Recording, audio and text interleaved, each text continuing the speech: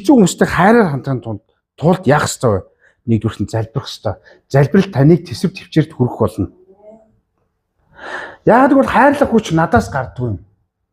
Бурханаас ихтэй юм аа. Мөн хайрлна гэдэг нь юу илэрхийлж байгаа вэ? Бүгдийг нь хүлээн зөвшөөрөх гэсэн үг бол биш. Үннийг хэлж чаддаг байх нь хайр юм. Мөн хайр бол түр зүрийн мэдрэмжээс ялгаатай зүйл юм. Хэцүү зүйл тулгараад нуугдаа, зүхтаад, алга болоод тийм үү? Энд тэнд ороод ямар нэгэн үгний ард нуугдах биш. Та бүхэн яах ёстой вэ? Нүүр тулах ёстой.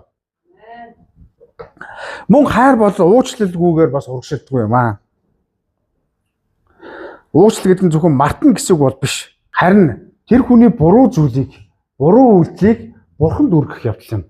Учир нь бид нар бусдын талаар буруу үйлдэлүүдийг зүрхэндээ тэгээд хизээ нэгэн цагт өшөөгөө авнаа.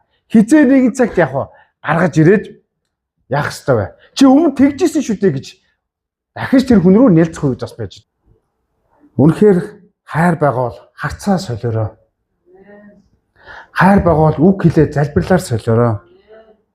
Хайр байгаа бол бусдыг байгаар сүлээж явах чадварыг суулгаарай. Өнөөдөр бурхан биднийг дуудсан зорилго нь тэр хайраар дамжуулаад хүмүүсийг бурханд хүргэхийг хүсэж байна. Амен. Бусдаас хайр нэх биш, бусдад бурханы хайрыг дамжуулахын төлөө өөрийгөө зориулцгаая. Амен.